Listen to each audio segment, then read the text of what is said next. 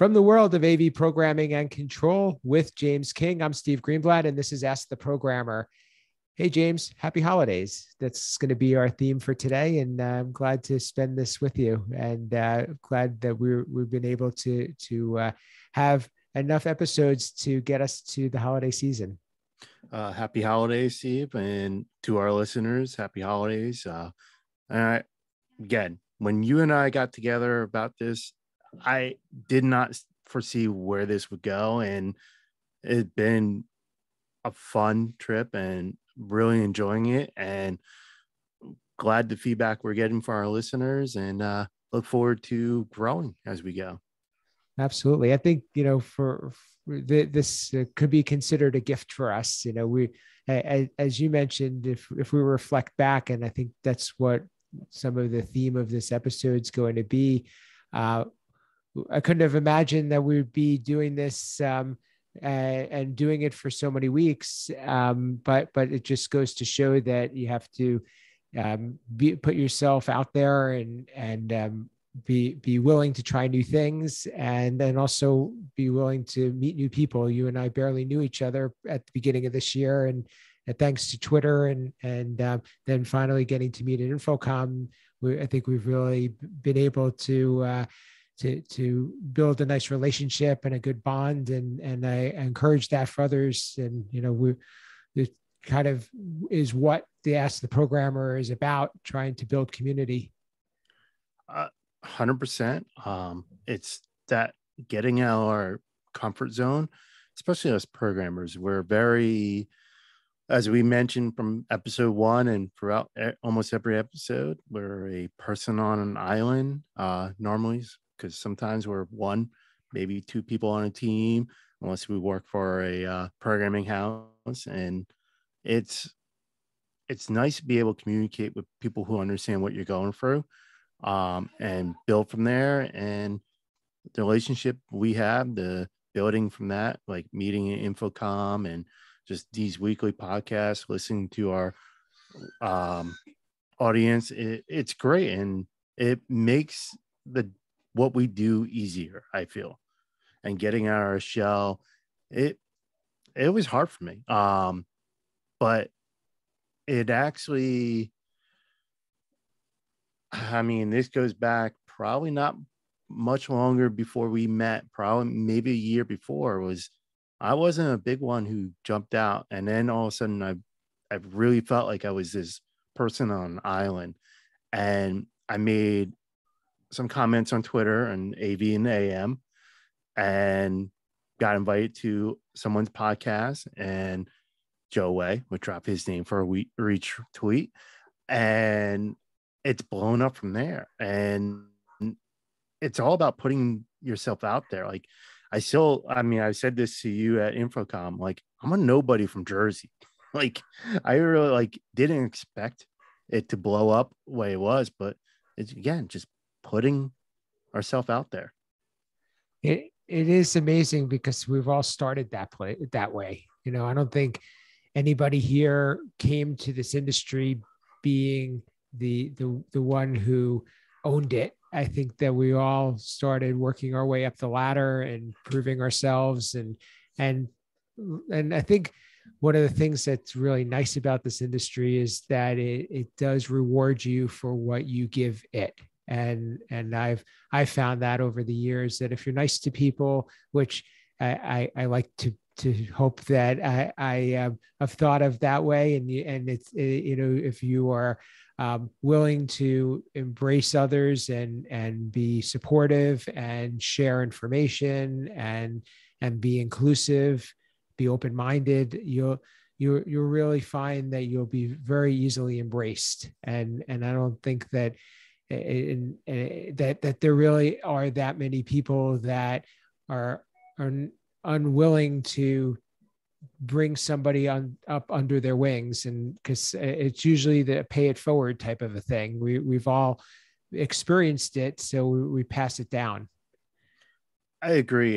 That's something I picked on real quick with this AV community. Is it's small but it's big. We're, as AV Life puts out there, is the hashtag AV family. It really feels like a family out there. And I'm sure people are going to be out there. I mean, I've seen posts out there of like, oh, I'm under the weather. And people right away are like, oh, what's wrong? How can we help? Blah, blah. I remember, oh, geez, this was a while ago, was all I did was I put a post out. Like, I think I was taking a break from Twitter, like, not like, wasn't going long, or no, I wasn't even taking a break from Twitter. I was just basically trying to put a tweet out there of like, thank you to the AV community. And I guess the way it came out sounded like I was leaving. And I had multiple people message me and going, are you okay? What's wrong? Like, what's going on? Like, I was like, no, I was trying to say thank you to everybody. Like, and like I said, this was early on in my Twitter days. So I guess the way it came across was like I was stepping away from AV, but I had like Michelle Roulette who reach out and like, oh, what's going on? Like, all right. And just that, like, it wasn't like, oh, this is someone leaving AV. Like, it was like, oh, this is a friend that's leaving, and I want to make sure they're okay. That's the feeling I got from it. And I'm sure you all have helped each other out and heard of other people being helped. So it's definitely AV family is definitely out there.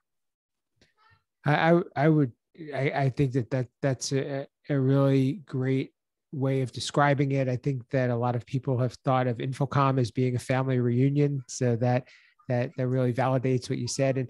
And it, without getting too deep, one of the things that I think was impactful to people this year was some of the losses that we had in the AV community, and these were really people that we all had a connection with and are going to be missed because we know of what roles they played, what influence they had, what relationships they had built, what how we enjoyed our times together, and probably more so with somebody who is relatively, a friend, can be missed more than maybe a distant family member, if you will.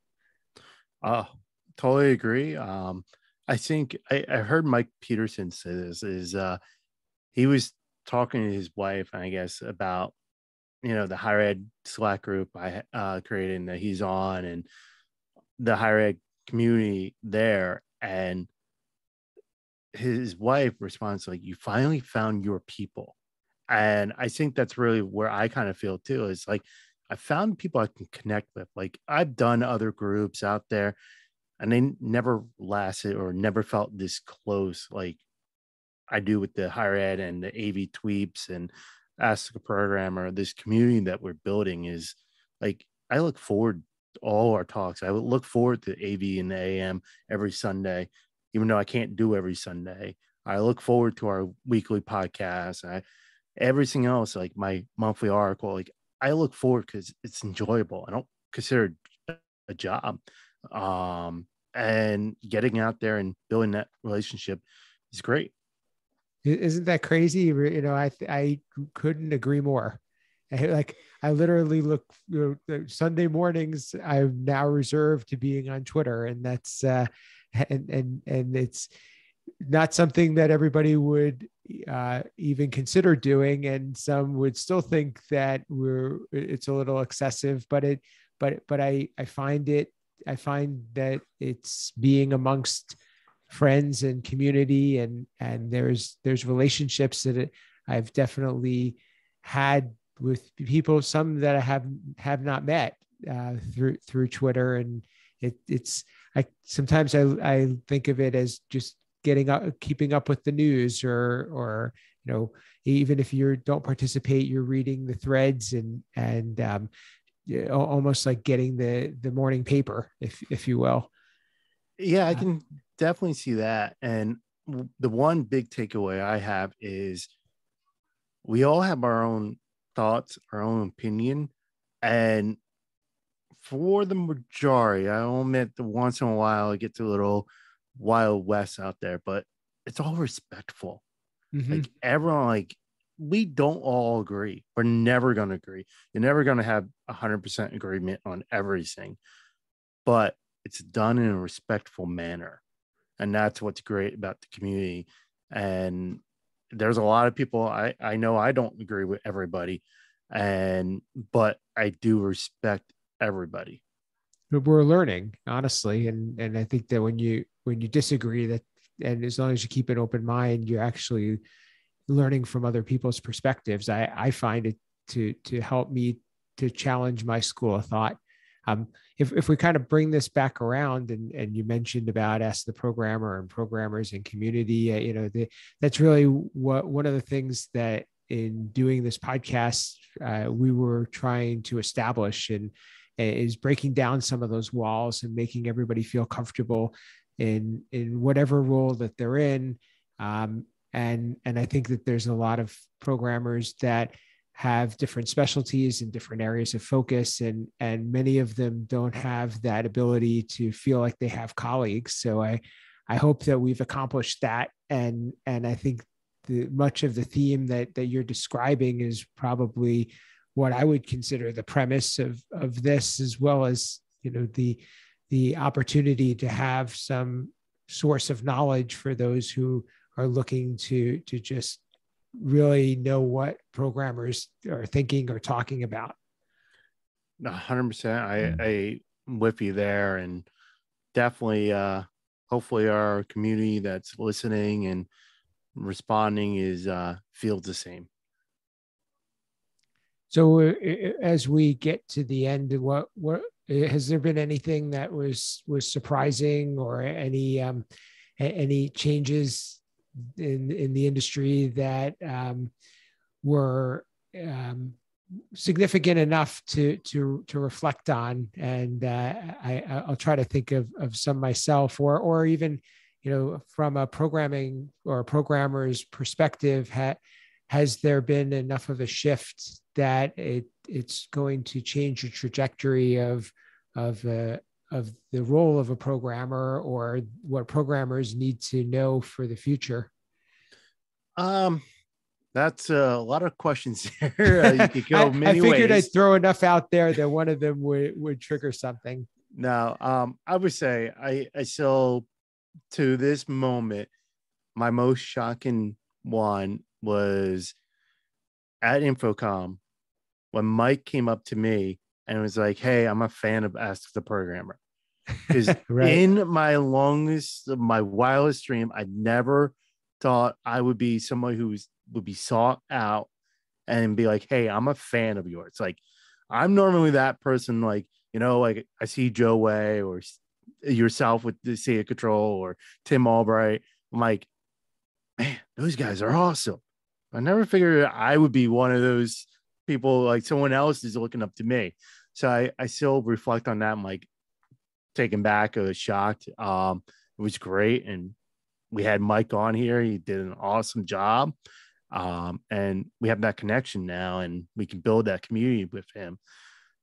But I don't know. I still feel on the programming side with manufacturer that they're putting their toes in the water with the IT language when they should be diving in. Stop putting your toes in, get in there, get your systems running on Python and his HTML5, not this stripped down version that you want to keep controlling your own environment. Open it up, be an open source, open architecture, and allow the common language to get in there, because you're going to get better programs. You're going to get more knowledge base in there and make better systems. Well, I would definitely be all for that. And I know that a lot of others would be too. And I'm sure that there's reasons for it being done, a certain way. But, rewinding a little bit, Mike Ricci, who we had on in episode, I think 35 and 36, he was he's from CTI, and I had met him before either, so I appreciate that. And he had reached out to us, and we do have a common connection in Tim Albright. But if it wasn't for this podcast, maybe we wouldn't have been in touch, or that does show the power. And I hope that there's more people like Mike out there, and please reach out to us, because it is incredibly rewarding. For me, I'm still in limbo about the whole idea of where programming is going, because part of me says that it's simplifying, part of me says that configuration and is really here to stay, and is something that it can be the solution to a lot of the needs of the of systems and control solutions. So what does that mean for programmers? And I think that programmers need to really start to become more specialized and more niche, and also be able to say that they own own some knowledge that is valuable, but also not limit themselves to only one way of doing things, or only one type of solution. So while I say, I think that we need to become more specialists, and we've talked a little bit about that before. Also think about not being afraid to learn new things, because being limited to what you know and what you knew isn't necessarily going to help you get to where you need to go in the future. And of course, for some, it depends where you are in your career, but for most, I think that they still have plenty of years left, and want to be relevant. So continuing to learn and grow and push yourself, I think is to me, that's one of the things that I would say is needed for programmers for moving forward, and what I see as being one of the trends. And hopefully this podcast helps that. We want to open people's minds to new things, and be able to broaden your horizons, and because I think most people don't want to be stuck doing what they've been doing, especially if you like being challenged. I definitely have to agree with you there, because I know just our weekly talk, my own, has opened my eye and expanded my own knowledge. And so I'm sure, I hope our audience are gaining that value or even more from this as well.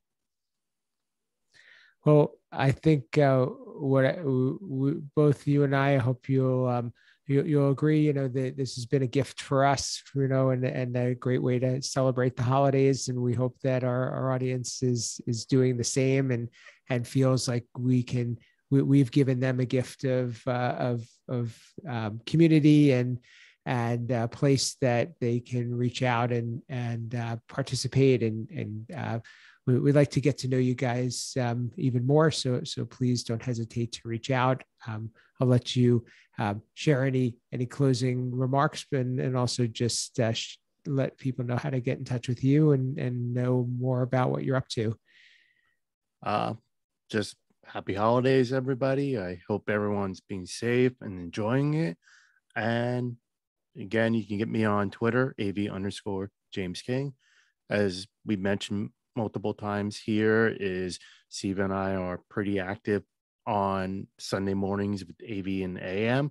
So definitely check that out.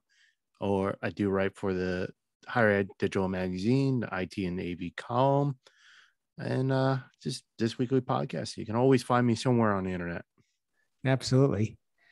And for me, you can reach me at Steve Greenblatt on social media, Twitter and LinkedIn. Please connect with me there. That's where I probably spend most of my time. But let us know what you think about this show and this podcast, and what are some of the lessons you've learned, and what are some of your ideas about where we should take things moving forward. We have a new year in front of us, and we want to make sure that we're continuing to stay relevant and continuing to make this a valuable asset. And we look forward to connecting. So that's been a big reward. So you can find us here on YouTube, on Apple and Google Podcasts, and as we mentioned, reach out to us directly as well. And if you could share this with a friend and let people know an episode that they should listen to, or how they can gain some benefit from checking out what we've put out there. So with that, this has been Ask the Programmer.